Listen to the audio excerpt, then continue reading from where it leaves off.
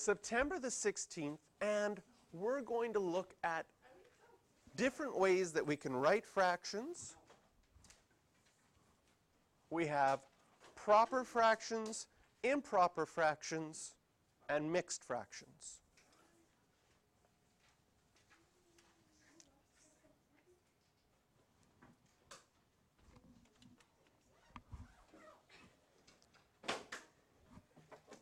So a proper fraction is a fraction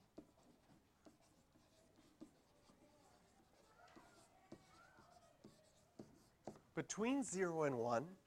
In other words, the numerator, like for example, I'll put 5/7,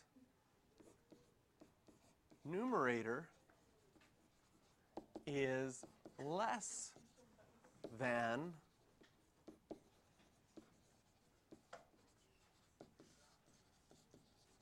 the denominator, which is the bottom number.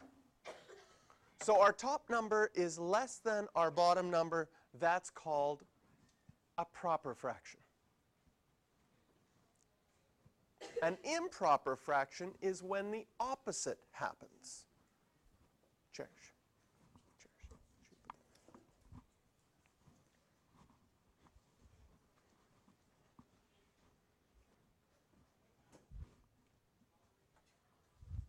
So our improper fraction,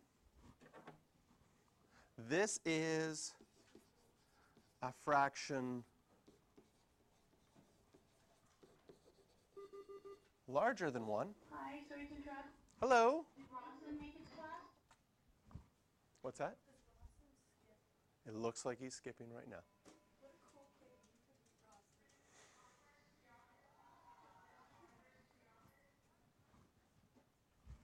A fraction larger than 1, in other words, the numerator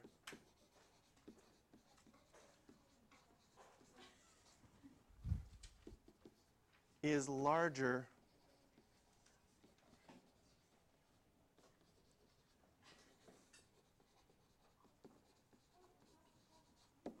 than the denominator. And when we have an improper fraction, we can always write it as a mixed fraction.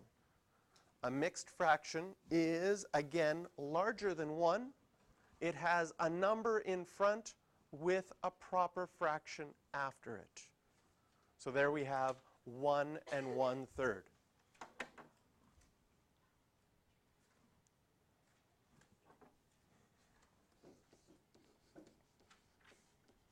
So we can write it's a number, so that 1 in front, with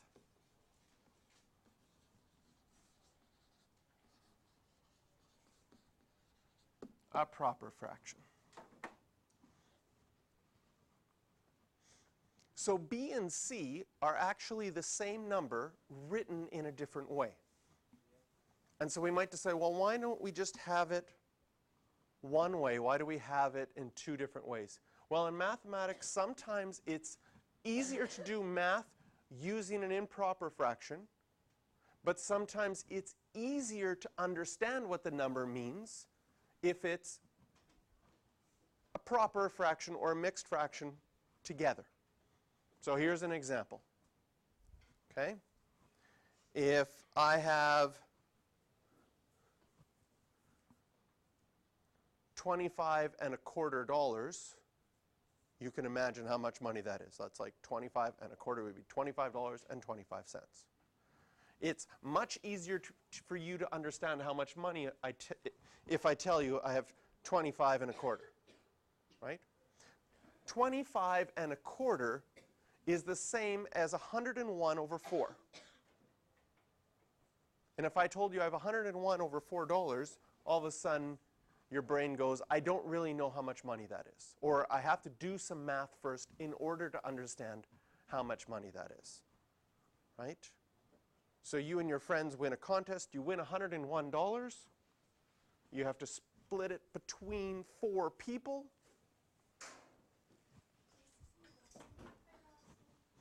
And so, changing from a mixed fraction to an improper fraction, So we have 2 3/4. And Justin's saying he knows the answer to this. It's 11/4. So now we have to ask, how did he figure that out? Okay, so he's saying that he did 2 times 4 is 8, and then plus 3 to get 11. He wrote that on top. Now we can use that as, oh, this is how you do it, but it's important to understand what it means. Okay? So if we have 2 3/4, what Justin is saying that he did is he went 2 times 4, which is 8, and then he said I had a 3 on the top, so I added that 3 to get 11, and that's why I have 11/4. Now if we don't know why this works or where this comes from, if we're just doing a set of rules, that's not going to help us remember it. But if we know why it works and where it comes from, that can really help us understand why this is happening. So 2 3/4, 2 3/4 is like 2 plus 3/4 more.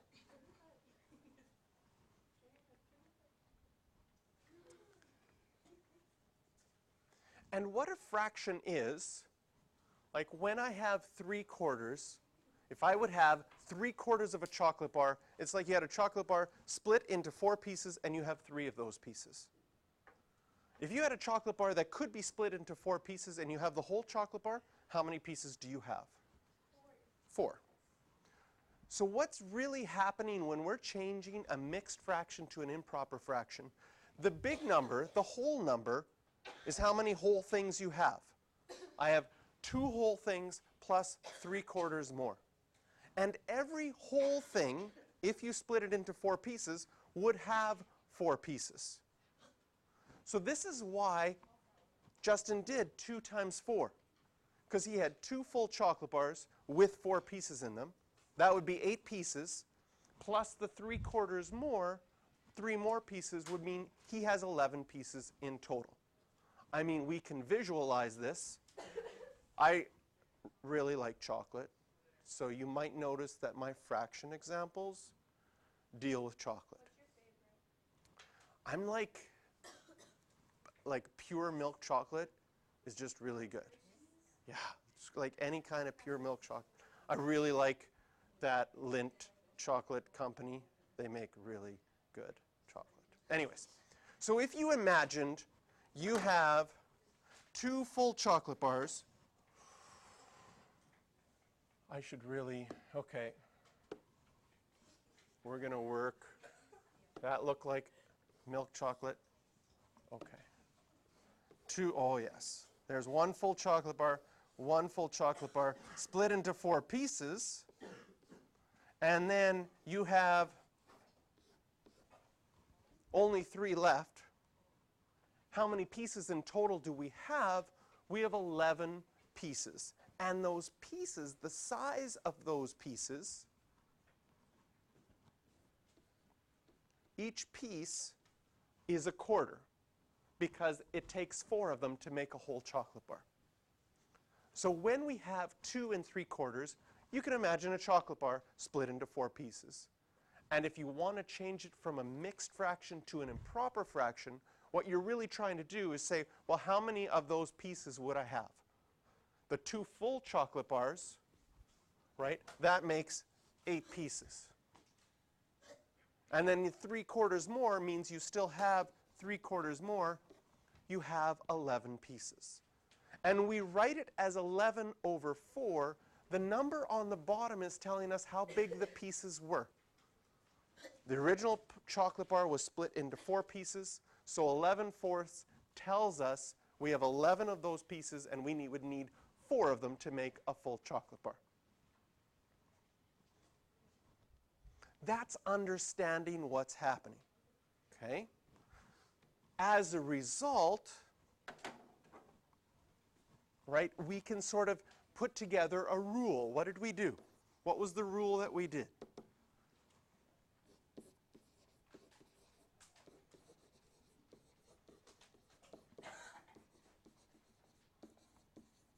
take the whole number. In our example, that was the 2. Right? We took that whole number, which was the 2. Then we multiplied it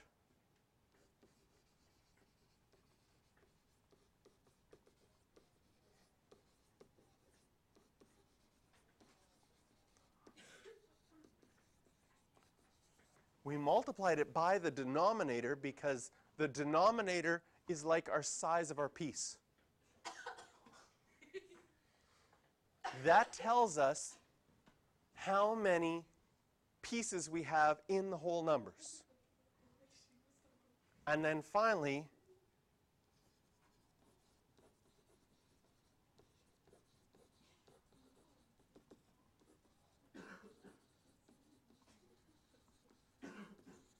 we added that to the numerator because that was how many pieces we already had. Now, if you try to learn math by just learning rules like this, you will find learning math very difficult. Because, okay, I have to take the whole number, multiply by the denominator, add to the numerator. If you don't know why it works, it will be very hard to remember and very hard to do it correctly. But if you say to yourself, I understand what's going on. 2 3/4 is like I have 2 full chocolate bars plus 3/4 of a chocolate bar. And if each chocolate bar could be split into 4 pieces, how many pieces would I have if I have 2 full chocolate bars and another 3/4? Well, each of the 2 full chocolate bars has 4 pieces, so those 2 full chocolate bars would give me 8 pieces, and then I would need to add the 3 pieces more to give me 11 out of 4. If I think of it that way, I'm going to remember how to do this. But so many times when students are learning math, they're like, ooh, here's the, the teacher might say, here's the rule. And you're like, that rule, what? Why do they have such crazy rules in math? This doesn't make sense. And then you try to remember the rule when it doesn't make sense, and it's just about impossible. So our job is not only to try to make it make sense, but then say, now that it makes sense, can I write this as a rule that makes sense for me? And how that would work. Eventually, okay, when I'm working with chocolate fractions, when I'm working with fractions, I'm not thinking about chocolate bars anymore because I've done it so much that the rules make sense to me that I can just do it. It's probably good, otherwise I'd be eating chocolate all day long if I always was thinking about chocolate while working on this. All right, here's our next example, or our next idea. How do we work the other way? I'm going to do, you know what, before we do this, I'm going to add one more example to change just so that we can see a couple more with some different fractions. Okay? We're going to change 3 1/7. We're going to change 10 2/5. And we'll do 2 more. We're going to change 4 1/6. And we're going to change 7 and how big of a number do you want to multiply? 100. Okay, I like it. I like it a lot. 100 is a great number. So what does 3 1/7 mean? It means you have 3 whole chocolate bars, if we're thinking about chocolate bars, and then you have another chocolate bar with just 1 piece left, but the original chocolate bar was split into 7 pieces. Again, so this 1, 2, 3, 4, 5. Oh. Do those pieces all look the same size? They're supposed to be the same size. 2, 3, 4, 5, 6, 7. Okay, I think I have to move this line. Oh my goodness. I'm going to work on trying to put those pieces the same size.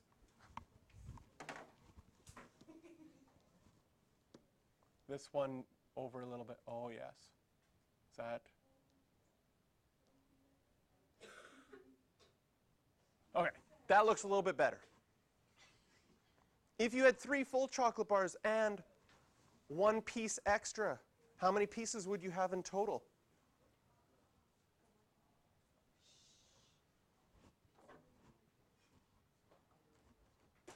Well, you answered last time, so you're not allowed to answer this time. But you can pick someone to answer. So Justin is going to pick who's going to answer how many pieces you would have in this situation. Bella? So if you have 7 in one chocolate bar, and you had 3 full chocolate bars, that would be 21 plus the 1 more would be 22 sevens. Ooh, I really like that number. 22 sevens. Because it's a fraction that's really close to pi, and pi is a special number. Anyways, we won't get distracted right now. Next chocolate bar. So if I have 10 and 2/5, now I'm thinking of the same chocolate bar, so it's the same size to begin with. Ooh. Does that look about the same size? Okay, I need a little bit of help here. Does it look like the same size? Oh, perfect. Great. So this time, though, our chocolate bar is split up into 5 pieces. 1, 2, 3. Oh, that's pretty close to the same size. And so one piece would be 1/5. Now, I don't know which cupboard in the house you went to, but you all of a sudden found you have 10 chocolate bars and 2 extra pieces. So Bella, now you get to pick who is going to answer this one. Well, Justin's gone already, so you have to pick someone who...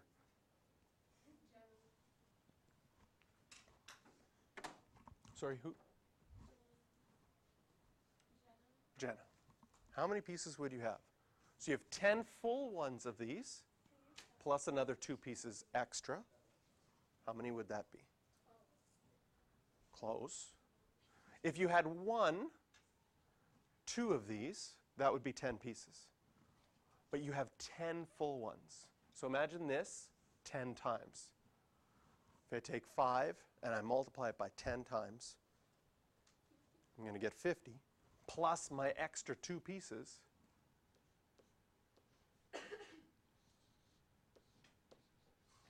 Will give me 52/5. Excellent. Oh, yeah.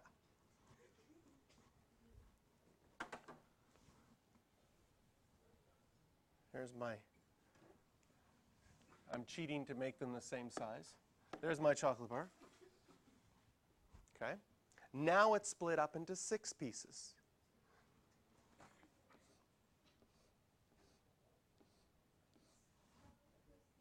Jenna, pick someone for this one. How many pieces would we have in total if we had 4 full chocolate bars plus 1/6 more? Luke. Close. We have 4 full ones. How many would that be? 24 plus 1 more.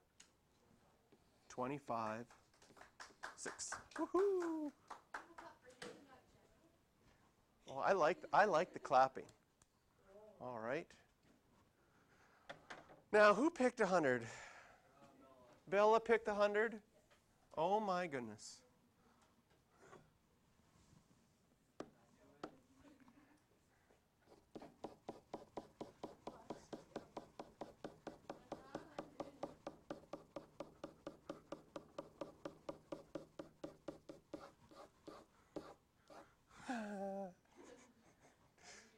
This one we might have to use our imagination, that there's 100 pieces all the same size. I don't think you can get a chocolate bar with 100 pieces. They would be really small, unless you got like a really big chocolate bar, which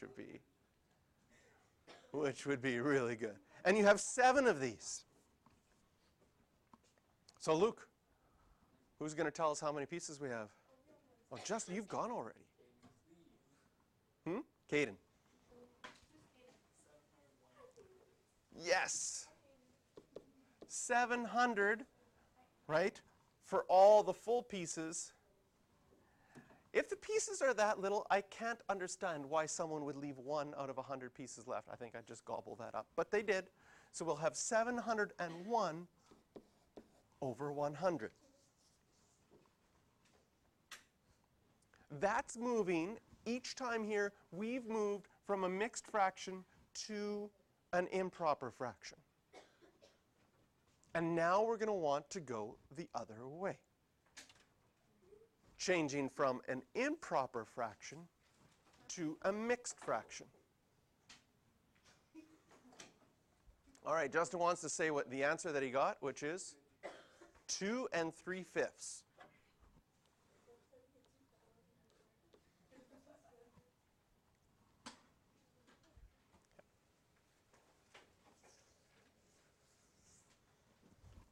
Now we're working the other way.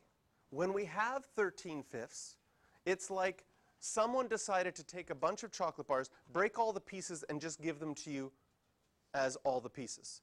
So they're like, here you go, here's 13 pieces. The bottom number tells you how many pieces you would have needed to make a whole chocolate bar to begin with. So our whole chocolate bar to begin with, in this situation, because of that 5 on the bottom, a whole chocolate bar has 5 equal pieces. And you are given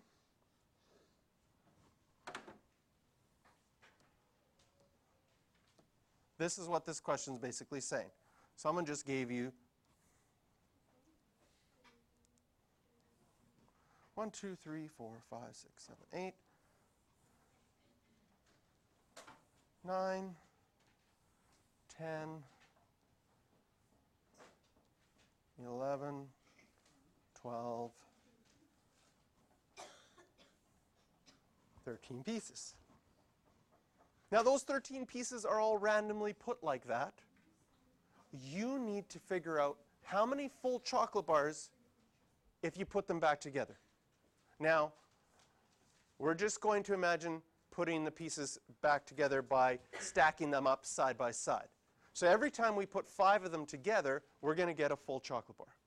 What does that look like? Well, I could take 1, 2, 3, 4, 5. And you can make another full chocolate bar. You could probably even find the wrapper and stick it back in. Maybe if you wanted it to have that same feeling to your friend, like they were breaking apart, you could lick the edges so that they'd kind of stick and then give it to your friend. Maybe not a good idea. Ugh. So that would make 1 chocolate bar. Can you see how Justin came up that it would be 2? Because of those 13 pieces, I could take another 5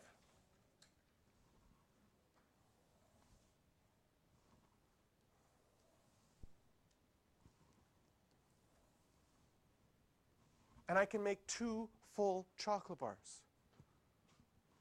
But in the end, I have 3 pieces left that don't make another full chocolate bar. So if we have 13/5, we're going to write this as 2 whole ones and 3 left over.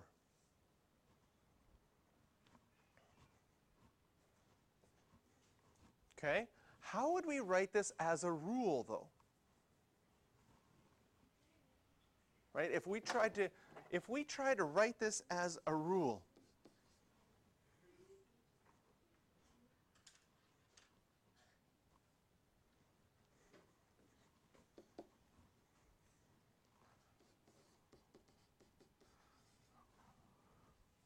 would you say that you divided the top number by the bottom number? Would you say that you divided the top number by the bottom number to see how many whole numbers were in there? Is that kind of what you did? 13 divided by 5, you said there's 2 full, because 2 times 5 is 10, but 3 times 5 is 15, that's too much. So we could say divide the numerator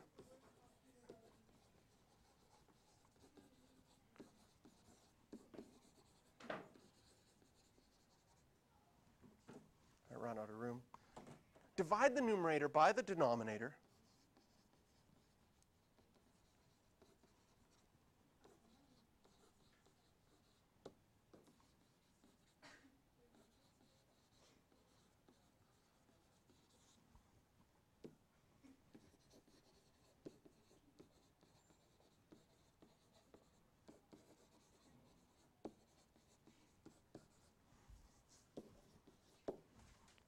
We're going to take that, we're going to basically divide and find out how many whole numbers there would be. We have to know our times table, because once we figure out how many whole numbers there would be, in this case it's 2, well, 2 whole numbers accounts for 10 of the pieces. We then use the remainder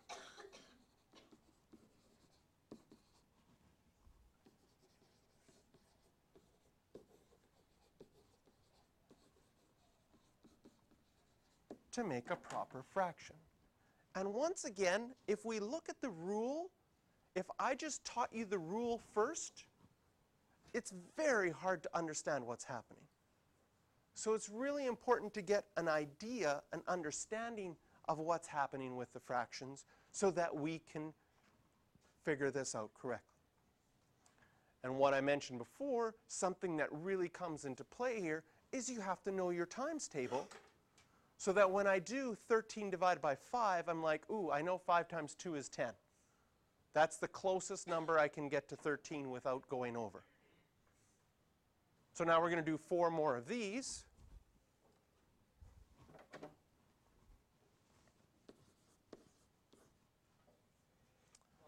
$36, well, the 12 works out perfectly.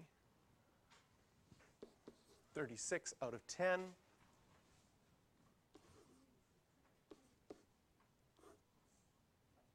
$24 over 5.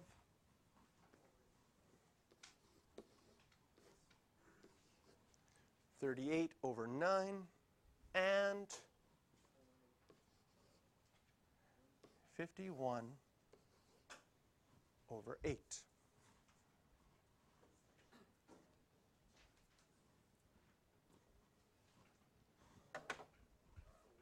And where were we at? Is Kaden the last one to answer one? You got to pick the next volunteer, someone who hasn't gone yet. Bobby. Right? Okay, we got 36 out of 10, or 36 over 10.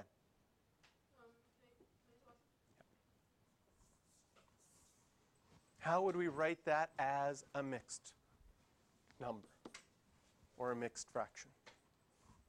So again, this is what we visualize. Right now, what you're thinking of is I have a chocolate bar. There's one full chocolate bar. And that chocolate bar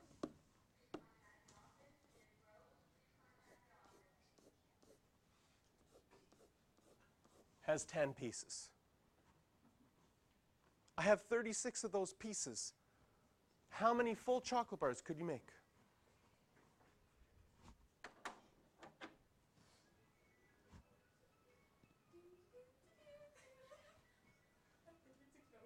Sounds like an ice cream truck going by. So if you had 36 of those pieces, and every time you have 10 of them, it makes one full chocolate bar, how many full chocolate bars could you make? Right?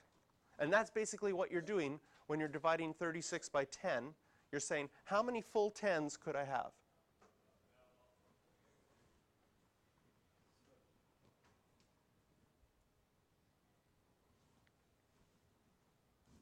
And then after we figure out how many full ones we have, then we want to figure out, well, how many pieces were left?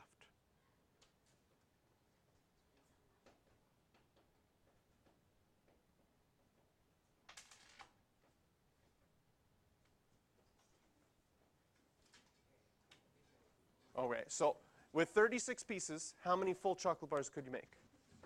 3. Excellent. And then how many pieces would be left after you made those 3 full chocolate bars? 6 are left. So we could write this as 3 6/10. Perfect. Bobby, pick someone for the next one. I'm going to draw it out while you're picking someone. 24 over 5. So we have our full chocolate bar. And this time our chocolate bar is split up into pieces of 5.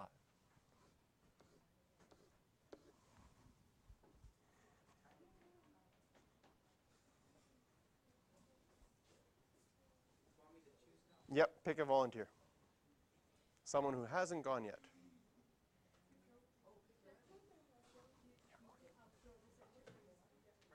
Riley's up. Perfect. So you have 24 pieces. 5 pieces makes a full chocolate bar. How many full ones could you make? 4.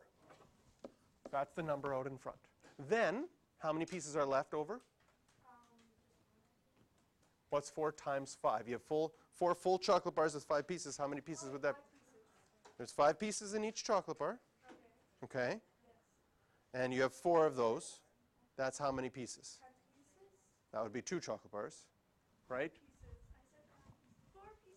There's 4 pieces left. Right? Because 4 times 5 makes 20. And then you would have 4 more. Good. All right.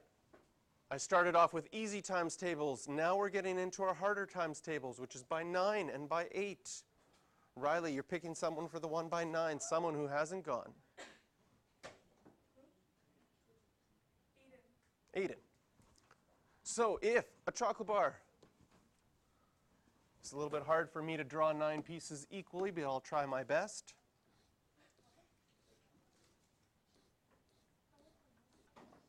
There's 9 pieces. We imagine them all equally spaced. So if you have 38 of those pieces, how many full ones would you have?